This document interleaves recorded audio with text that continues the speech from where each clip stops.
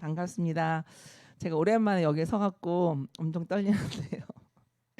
네, 제가 목사님께 설교하는 게 부담된다고 빼달라고 매번 말씀을 드리고 있거든요. 근데 오늘따라 형제들이 많이 오셔가지고 제가 더 떨립니다.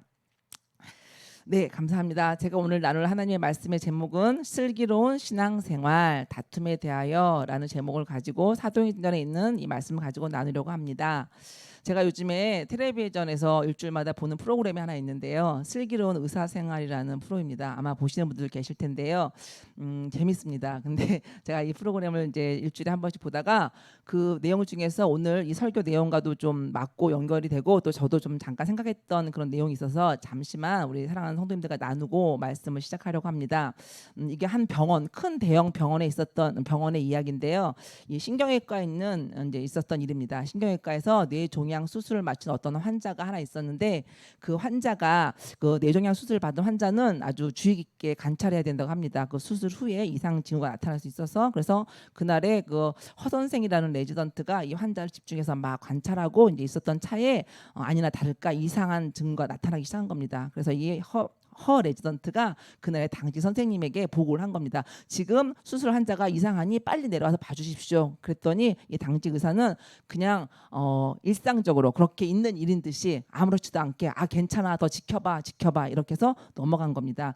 이 허 선생님은 아무래도 이상하다 생각해서 계속해서 집중해서 이 환자를 지켜보는데 아니나 다를까 점점 더 이 환자가 심각하게 빠지는 겁니다. 이 허 선생님은 너무나 화가 나서 자기 상사인 당직하는 의사 선생님에게 막 화를 내고 막 소리를 지른 다음에 곧장 담당 그 교수에게 다이렉트로 전화를 해서 환자가 위험하니 당장 수술을 해야 된다고 말씀드리고 그 담당 교수가 내려와서 정말 응급 수술을 하여 환자의 생명을 구하는 일이 발생하게 되었습니다. 이것이 이제 내용인데 이 수술이 끝난 다음에 이 허 선생님이 이제 그 자기의 그 신경외과의 가장 최고인 최송화라는 과장한테 가서 이제 말을 한 겁니다. 제가 어제는 너무 다급하고 급해서 내 직속 상관에게 당직 의사 선생님에게 제가 대들고 화내고 막 그랬습니다. 정말 죄송하고 잘못했습니다라고 했는데 그때 이 최송화 과장이 한 말이 제 마음에 남았던 겁니다. 이 최송화 과장이 뭐라고 말했냐면 더 싸웠어야지. 내 판단이 맞았다고 생각했으면 더 밀어붙였어야지. 내가 지켜봤잖아. 내가 제일 잘 알아. 그 환자분에 대해서. 그럼 네 판단을 믿고 더 싸웠어야지. 환자분 잘못됐다면 그건 다 너 때문이야. 치열하게 고민하고 치열하게 환자 봤으면 치열하게 싸워. 그래야 환자 살려. 공감이 가십니까? 치열하게 고민하고 치열하게 환자 봤으면 치열하게 싸워. 그래야 환자 살려. 생명이 왔다 갔다 하는 순간 생명을 살리기 위해서 어떻게 해야 됩니까? 싸워야 한다면 끝까지 싸워야 하지 않겠습니까? 만일 우리에게 구원의 문제를 놓고 싸워야 할 상황이 생긴다면 끝까지 싸워야 할 것입니다. 그러나 그 싸움에서도 지혜가 필요한 것이죠. 구원이 가장 중요하고 또한 구원받게 하기 위한 것이 가장 중요하지만 그러나 미련한 방법으로 싸운다면 어떻게 됩니까? 구원해야 할 사람도 놓치고 또 구원도 놓치는 경우가 발생할 수 있기 때문입니다. 사도 바울은 고린도전서 9장 19절에서 22절에서 이런 말씀을 하셨습니다. 우리 함께 읽어보도록 하겠습니다. 화면을 보면서 고린도전서 9장 19절부터 같이 읽겠습니다. 내가 모든 사람에게서 자유로우나 스스로 모든 사람에게 종이 된 것은 더 많은 사람을 얻고자 함이라. 약한 자들에게 내가 약한 자와 같이 된 것은 약한 자들을 얻고자 함이요. 내가 여러 사람에게 여러 모습이 된 것은 아무쪼록 몇 사람이라도 구원하고자 함이니. 네, 아멘.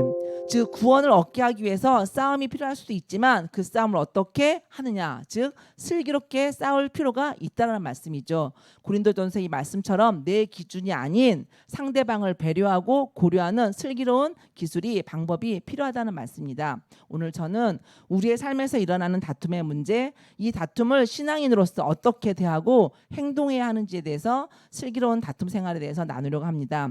오늘 사도행전 말씀을 통해서 슬기로운 신앙생활, 다툼에 대해 우리에게 하나님께서 깨닫게 하시는 이 말씀을 듣고 또 은혜를 받아서 그 말씀에 순종하는 우리 모두가 될 수 있기를 간절히 소망합니다.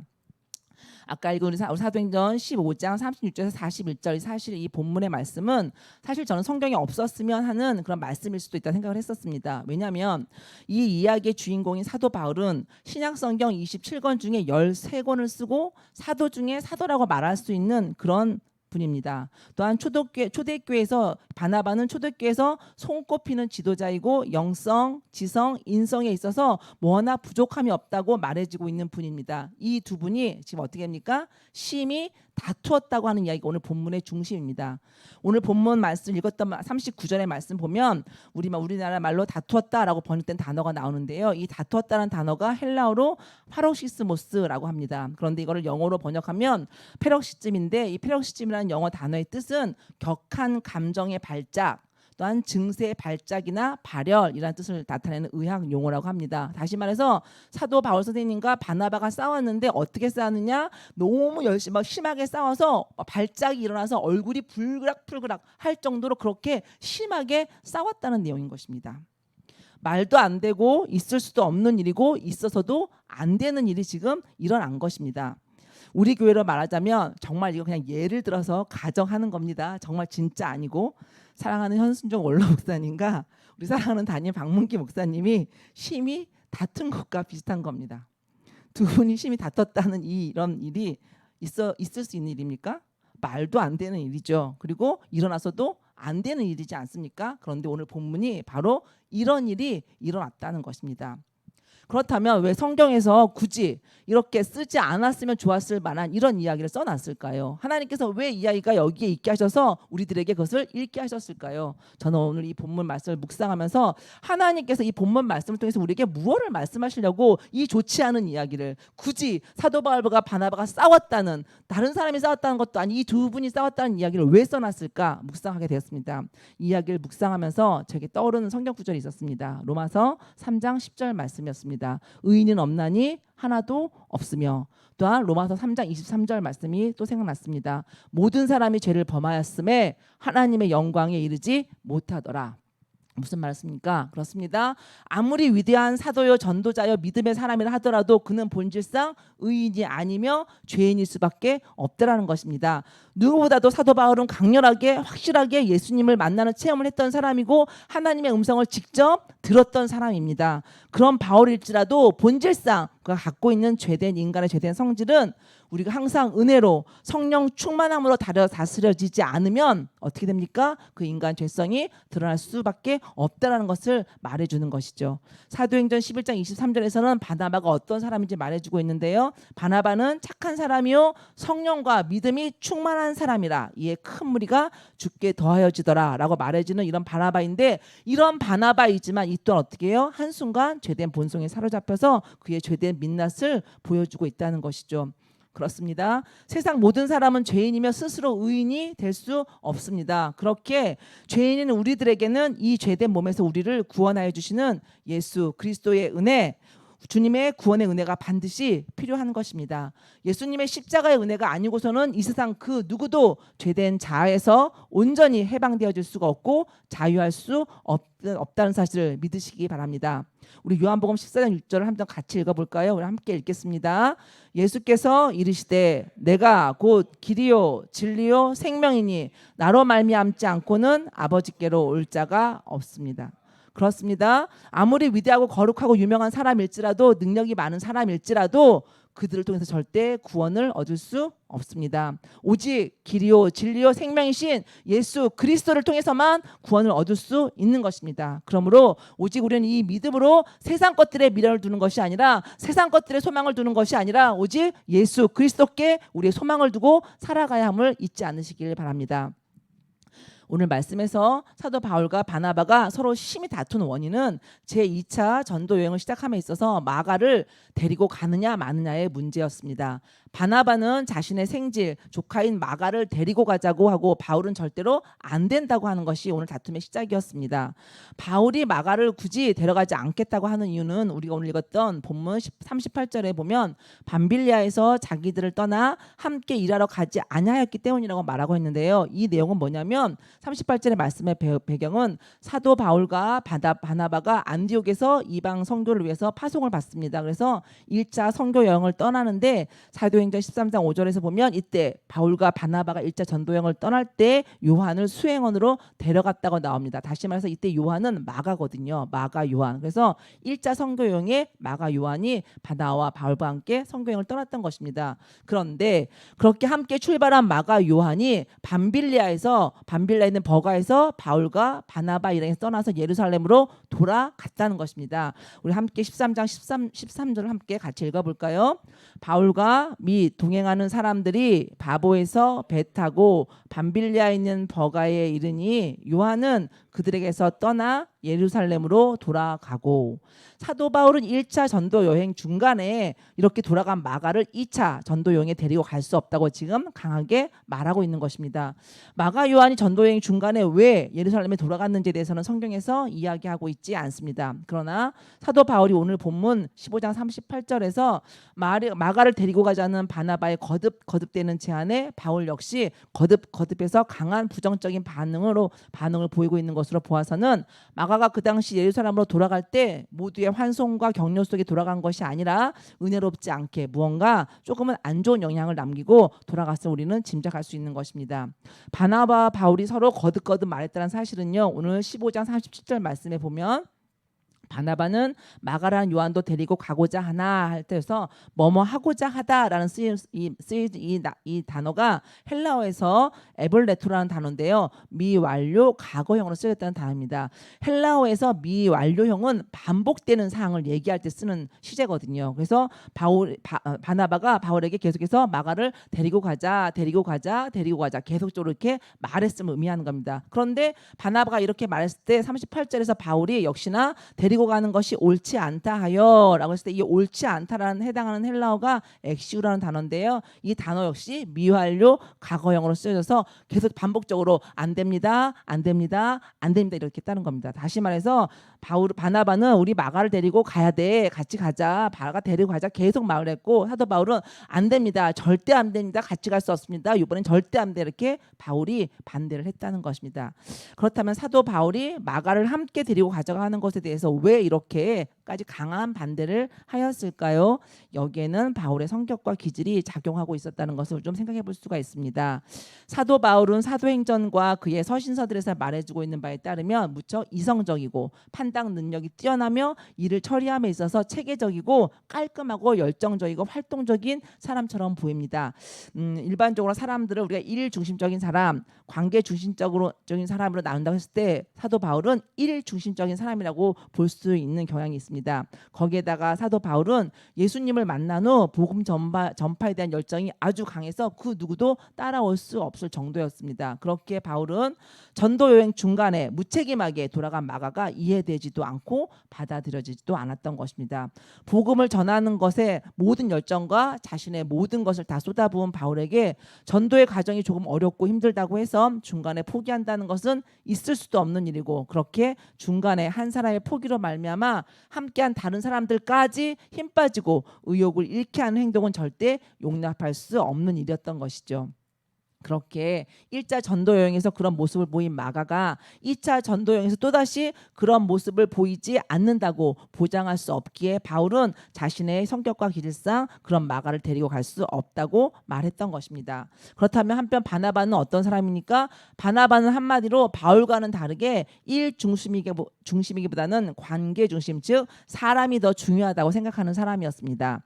바나바는 본명이 요셉이었습니다. 그런데 사람들이 그의 성품과 행동으로 인해서 그를 바나바의 뜻은 권면하는 아들, 위로의 아들이란 뜻이거든요. 그렇게 이름을 불렀습니다. 사실 사도 바울도 바나바의 이런 성품으로 인해서 사역을 시작했다고 해도 과언이 아닙니다. 왜냐하면 사도행전 9장에서 바울이 다메섹으로 가는 길에 예수님을 만난 후 복음 전도자로 변화되었지만 회심 전에 바울이 기독교인들을 박해하고 잡아 죽인 사실들을 다 이미 다 알고 있기 때문에 그 12 사도들과 다른 사람들은 바울을 믿지 않았습니다. 그런 사도들에게 바울을 데리고 가서 사도들과 교제시키고 화목하게 만든 사람이 바로 바나바였습니다. 우리 사도행전 9장 26절부터 28절을 같이 한번 읽어볼까요? 있습니다. 시작. 사울이 예루살렘에 가서 제자들을 사귀고자 하나 다 두려워하여 그가 제자됨을 믿지 아니하니 바나바가 데리고 사도들에게 가서 그가 길에서 어떻게 주를 보았는지와 주께서 그에게 말씀하신 일과 다메섹에서 그가 어떻게 예수의 이름으로 담대히 말하였는지를 전하니라. 사울이 제자들과 함께 있어 예루살렘에 출입하며, 사실 오늘날 우리들도 누군가의 추천을 할 때 어떻게 합니까? 추천해주는 그 사람을 보고 그 사람을 평가하지 않습니까? 바나바는 당시 예루살렘 교회에서 12사도와 성도들에게 인정받는 목회자였습니다. 그런 바나바가 바울을 보증한다고 했기 때문에 12사도와 사람들이 바울을 받아들일 수 있었던 것입니다. 그러나 그 외에도 바울은 10여 년 동안 복음 사역을 제대로 펼치지 못하고 자신의 고향인 다소에 내려가 머물러 있었습니다. 그렇게 아무도 알아주지도 않고 묻혀 지내던 바울을 바나바가 안디옥 교회로 불러준 것입니다. 스데반의 순교 이후로 사방으로 흩어진 그리스도인들로 인해서 복음이 이방인에게도 전해지고 복음의 능력으로 그 사람 믿는 사람들이 많아졌다는 소식이 예루살렘 교회에 전해지자 예루살렘 교회에서 바나바를 안디옥 교회로 파송하게 됩니다. 그래서 바나바가 안디옥 교회에 가서 열심히 사역을 하여 믿는 무리들을 크게 더해지는 결과를 얻게 되었죠. 이렇게 사도들과 성도들에게 인정받고 사역의 열매를 풍성하게 맺으며 안디옥 교회를 든든히 세워가던 바나바가 부목사를 찾게 되었는데, 이때 바나바는 예루살렘에서 유능하고 잘 나가는 그런 부목사를 데려올 수 있었음에도 불구하고 10년 동안 고향 땅인 다소에 묻혀있던 그 바울을 불러들어서 자기의 동역자로 삼게 된 것입니다. 그리고 이 두 사람을 통해서 하나님께서는 안디옥 교회에 큰 부흥을 주셨고, 그 하나님의 부르심에 따라서 바울과 바나바가 안디옥 교회에서 이방 선교회 선교사로 파송을 받게 됨에 따라 사도 바울이 드디어 전도 여행과 복음 전파의 사명이 본격적으로 시작하는 계기를 맞게 된 것이죠. 이렇듯 바나바는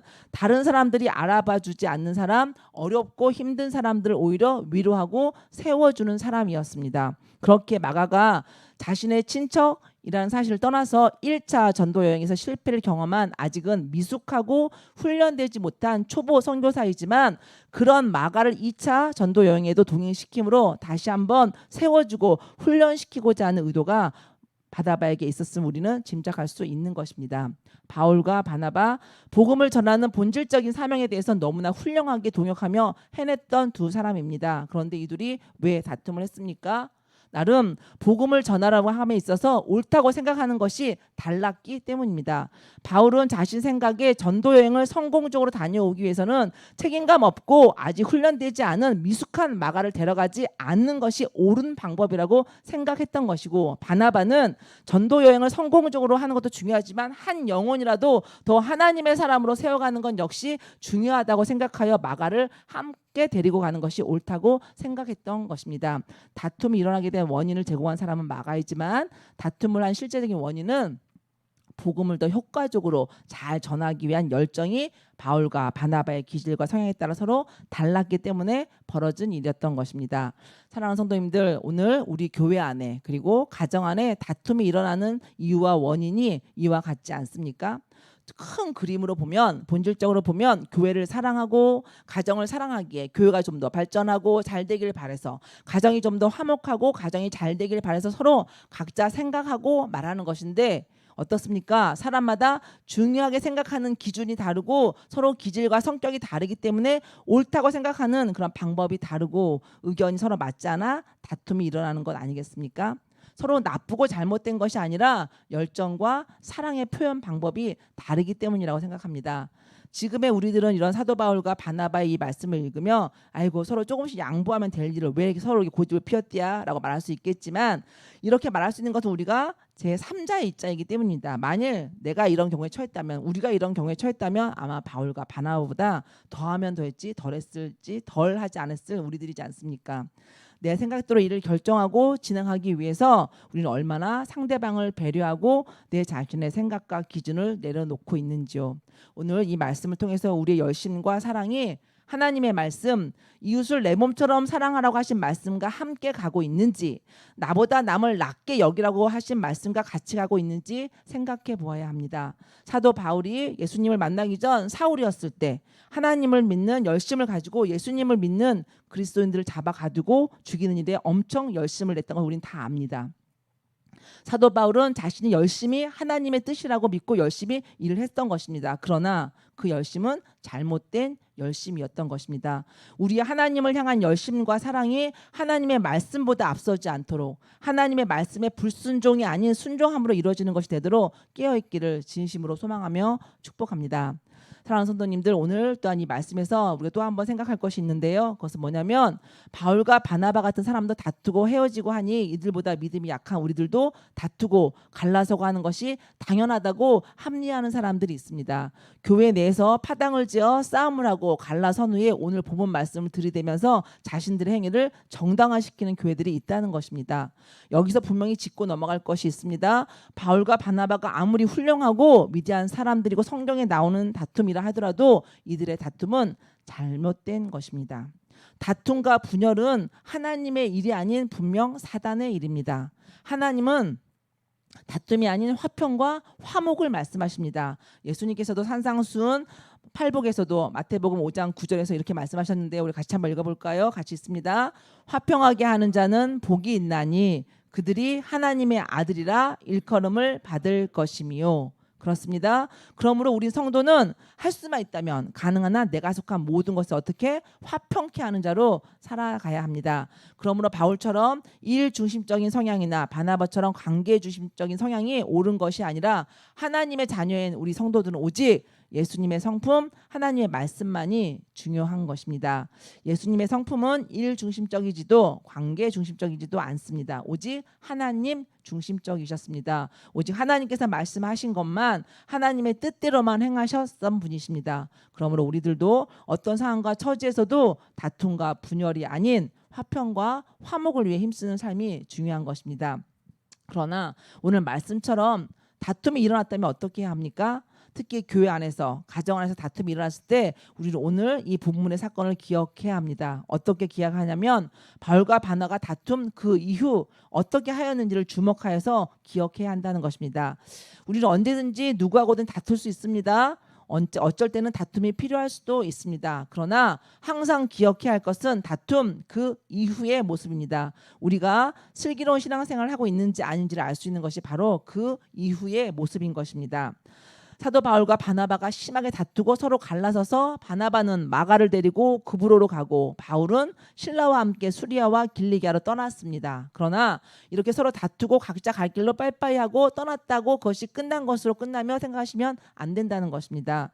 다툼 이후 이들이 서로 화해했다는 이야기는 성경 어디에도 나오지 않습니다. 더욱이 바나바는 이 사건 이후로 성경에 나오지 않고 있습니다. 그렇다면 성경에는 직접적으로 이들이 서로 화해했다는 이야기는 없지만 그러나 몇몇 구절들 통하여 우린 바울과 바나바가 화해했음을 알 수 있는데요. 그리고 무엇보다 바울과 바나바의 사역의 열매가 확실함을 보여주는 성경의 내용들을 통해서 우리는 이들이 화해했음을 알 수 있는 것입니다. 마태복음 7장 20절에 이런 말씀 있죠. 이러므로 그들의 열매로 그들을 알리라. 예수님께서 말씀하셨습니다. 이 말씀을 예수님께서 거짓 선지자들을 조심하라 말씀하시면서 그들의 열매로 그들을 알지니 좋은 나무마다 아름다운 열매를 맺고 못된 나무는 나쁜 열매를 맺으므로 그 열매를 가지고 그들이 거짓 선지자인지 아닌지를 판단한다고 말씀하신 것입니다.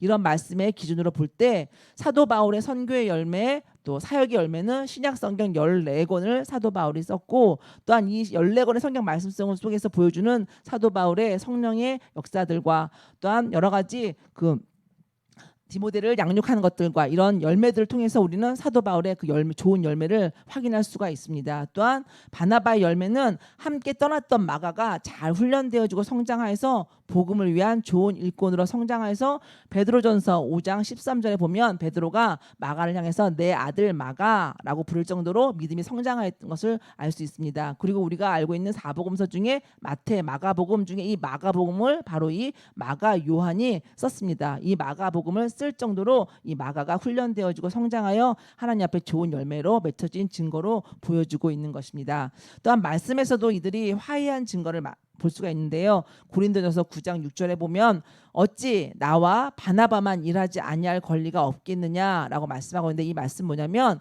고린도 교회에 대해서 사도 바울이 자신이 사도직이 하나님께로 받은 정당한 것임을, 옳은 것임을 말하면서 자신은 교회로부터 무언가를 받는 게 아니라 자기가 자비량으로 자기가 텐트 칠을 해서 돈을 벌면서 복음을 전한다라고 이렇게 말을 하는데, 그러면서 같이 말하고 있는 게 뭐냐면 바나바도 나처럼 이렇게 자비량으로 목회를 하고 있다, 복음을 전하고 있다라고 바나바를 이름을 말하고 있는 것입니다. 왜 바나바를 말하냐면 당시 고린도 교회에서 바나바는 아주 입지가 좀 굳어져 있고 사람들에게 좋은 그런 목회자로 이미 평판이 나 있었기 때문에 바나바가 나와 같은 이런 일을 한다라고 함으로 인해서 바울이 자기 자신을 증명해 보이기 위해서 바나바 이름을 썼던 것입니다. 이렇게 바울과 바나바가 화해되지 않은 상태라면 어떻게 자신과 싸운 사람의 이름으로 자신을 증거하는 데 사용할 수 있었겠습니까? 그러므로 이 말씀에서 바울과 바나바는 화해가 되어 있다고 생각할 수 있는 것입니다.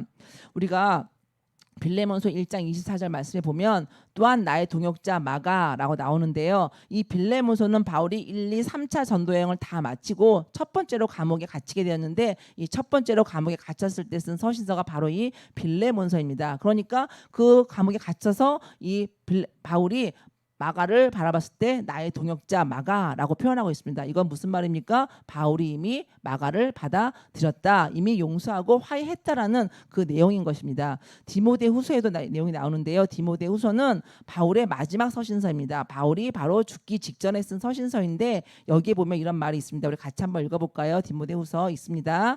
너는 어서 속히 내게로 오라. 누가만 나와 함께 있느니라. 내가 올 때에 마가를 데리고 오라. 그가 나의 일에 유익하니라. 아멘. 그가 나의 일에 유익하니라, 이 말이 쉬운 성경에는 그의 도움이 필요하다라고 나옵니다. 다시 말해서 바울이 마지막 죽기 전에 편지를 디모데에게 쓰면서 너가 내가 죽기 전에 빨리 나한테 한번 오너라 라고 하면서 네가 올 때 마가도 데리고 와라. 왜냐하면 마가는 나에게 꼭 필요한 사람이다 라고 지금 말을 하고 있는 것입니다.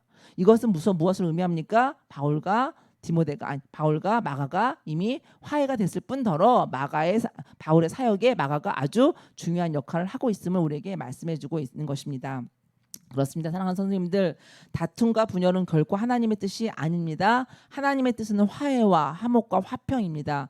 그러므로 다툼이 있었다면, 싸움이 있었다면 그 화해가 반드시 있어야 합니다. 그런데 그것을 알면서 잘 못하는 게 우리의 현실입니다. 저부터 의견이 달라서 언쟁을 하다 보면 하나님 마음은 온데간데 없어지고 어느 순간 내가 잘못이구나 이렇게 깨달아짐에도 불구하고 상대방에게 미안해, 내가 잘못 생각했어 라고 말을 잘 못합니다. 그래서 그냥 얼버무리고 그래 네가 하고 싶은 대로 해 라고 말하고 넘어가는 경우가 참 많은데, 이것은 옳지 않은 방법입니다. 이렇게 하면 안 되는 것입니다. 사랑하는 성도님들, 우리가 서로 자신의 생각을 이야기하면서 옳은 것은 옳다, 아닌 것은 아니다 확실하게 말할 수 있는 것은 좋은 것입니다.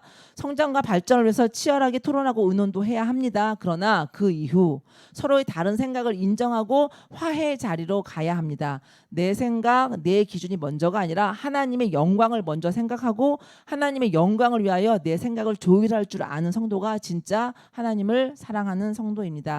잘못을 할 수 있고 실수도 할 수 있습니다. 그러나 그 이후 우리가 회개하고 주님 뜻대로 순종하지 않으면 좋은 열매를 맺을 수 없습니다. 이것이 중요합니다. 내 기분대로 할 수 있습니다. 내 마음대로 할 수 있습니다. 내가 옳다고 생각하는 대로 할 수 있습니다. 그러나 그것이 하나님의 영광과 하나님의 마음을 쫓아한 것이 아니라면 결코 좋은 열매를 맺지 못한다는 것입니다. 그런데 이렇게 좋은 열매를 맺지 못하면 마태복음 7장 18절에서 예수님께서 말씀하시길 좋은 열매를 맺지 않는 나무는 찍어서 불 속에 던진다라고 말씀하고 계신 것입니다. 복음의 본질, 생명을 구원하는 일이 아닌 다른 모든 것들에 대해선 우리 조금은 더 넓은 마음, 예수님을 닮은 마음으로 이해하고 협력하는 복된 사람들이 될 수 있기를 간절히 소망합니다. 그래서 주님 앞에서 아름다운 열매, 생명의 열매, 좋은 열매를 가득히 맺음으로 말미암아 멋진 인생의 주인공이 될 수 있기를 간절히 소망합니다. 마지막으로 우리는 오늘 본문을 통해서 모든 것이 합력하여 선을 이루시는 하나님을 우리는 볼 수 있습니다. 하나님께서는 사도 바울을 이방인의 사도로 세우셨습니다. 하셨습니다. 그리고 안디옥 교회에서 이방인들에게 복음을 전하기 위해 바울과 바나바를 따로 세워 전도 여행을 시작하게 하셨습니다. 1차 전도 여행을 성공적으로 마치고 이제 제2차 전도 여행을 시작할 때 바울과 바나바가 다투는 일이 벌어져서 서로 각자의 길로 헤어지면서 이방으로의 복음 전파가 길이 중단되는 듯이 보이지만 하나님께서는 사울을 아시아가 아닌 유럽과 로마로 인도하셔서 더 넓은 지역에 더 많은 이방인들에게 복음을 전하게 하셨습니다. 또한 마가같이 하나님을 전달할 마가를 하나님의 뜻을 전달할 복음서 저자로 이 마가 요한을 충분히 훈련시키고 다듬으셔서 사용하시려고 이 기간들을 사용하신 것을 우리가 알 수 있습니다. 어떤 인간적인 미숙함, 실수, 연약함, 이런 죄악 속에서조차도 하나님의 뜻은 언제나 이루어진다는 것입니다. 바울과 바나바가 심히 다투고 헤어진 것은 잘못된 것이지만 하나님은 그들의 잘못된 그 선택 안에서도 모든 것이 합력하여 선을 이루게 하셨다는 것입니다. 우리의 미숙함, 연약함, 다듬어지지 않음이 이기적인 모습들이 다른 사람의 마음을 아프게 하고 시험에 들게 하고 주의 영광을 가리기도 하지만 그런 덕스럽지 않은 모습을 보이는 게 우리의 현재의 모습이지만 그런 우리의 모습을 통해서도 하나님의 뜻은 반드시 이루어진다는 것입니다. 그러므로 마음 놓고 싸워도 된다는 것이 절대 아닙니다. 실수와 잘못과 미흡함과 연약함이 있을지라도 실망하고 낙심하지 말고 신실하신 하나님을 믿음으로 하나님의 뜻과 섭리를 잘 분별하며 나아가는 복된 우리가 될 수 있기를 간절히 소망하는 것입니다. 이제 말씀을 마치려고 합니다. 다툼에 대해 슬기로운 신앙인은 다툼은 절대 하나님의 뜻이 아니고 하나님은 화목과 화평을 말씀하고 계심을 알아야 합니다. 그러나 불완전한 인간들 사이의 다툼은 언제든지 있을 수밖에 없기에 불가피하게 다툼이 일어났다면 그 이유가 중요합니다. 하나님의 기뻐하시는 뜻이 어디 있는지 분별하고 하나님의 말씀대로 회개하고 순종함으로 좋은 열매를 맺는 성도가 슬기로운 신앙입니다. 우리들의 하나님을 향한 열심과 사랑이 하나님의 말씀보다 앞서지 않도록 그리고 이웃을 내 몸처럼 사랑하는 말씀을 문자가 아닌 행함으로 살아낼 수 있도록 늘 깨어있는 우리가 되어야 합니다. 마지막으로 모든 것이 불완전하고 미숙하고 실수투성이고 실패할지라도 그리고 내 생각과 내 계획대로 가고 있지 않은 것 같아도 하나님을 사랑하는 자 곧 그 뜻대로 부르심을 입은 자들에게는 모든 것이 합력하여 선을 이루시는 그 하나님을 굳게 우리가 믿음으로 말미암아 그 믿음으로 살아가는 저와 여러분 우리 모두가 될 수 있기를 간절히 소망합니다. 아멘. 이 시간 제가 대표로 기도하겠습니다. 기도 드리시겠습니다. 사랑의 하나님, 오늘 사도행전의 말씀을 통해 다시 한번 우리의 연약한 모습을 보고 오직 주님의 은혜로만 구원받고 살아갈 수 있는 자들임을 깨닫게 하신 감사합니다. 교회와 가정과 직장과 우리가 속한 곳곳에서 하나님의 자녀로서 슬기롭게 살아가길 소망합니다. 특히 각자의 기준과 경험, 지식과 노하우들로 인해 서로의 다름을 인정하고 화목하기보다는 나의 생각과 방법을 받아들이게 하려는 것들로 인해 많은 다툼이 일어나는 것에 대해 이웃을 내 몸처럼 사랑하고 나보다 남을 낮게 여기라는 하나님의 말씀을 기억하며 슬기롭게 대처하며 살아가길 소망합니다. 그렇게 살아갈 수 있도록 주의 성령으로 충만케 하여 주시옵소서. 주님, 오늘날 여러 가지 환경과 여건이 세상을 불안하게 하고 사람들을 불안과 염려 가운데 밀어놓고 있습니다. 이런 가운데 다툼과 분열은 자연스럽게 번져가고 희망과 기쁨은 점점 줄어들고 있습니다. 그러나 이런 모든 상황과 환경에도 신실하신 하나님, 구원의 하나님은 살아계시오니 하나님의 사랑하는 백성들, 하나님이 선택하신 자녀들을 보호하시고 인도하여 주실 줄 믿습니다. 성도의 기도에 외면치 않으시고 신실하게 응답하시는 하나님께 온 교회와 성도가 세상의 구원을 위해 어려움과 혼란에 빠진 나라들과 백성들을 위해 더욱 기도하게 하시고 응답하여 주시옵소서. 지난 3일 동안도 주님의 은혜 안에 지키시고 살게 하신 세강의 모든 성도님들을 앞으로 3일 동안도 동일한 은혜를 지켜주시고 함께해 주심으로 건강하고 기쁜 모습으로 거룩한 주일을 맞이하게 하여 주시옵소서. 모든 것이 합력하여 선을 이루게 하시는 예수 그리스도의 이름으로 기도드립니다. 아멘.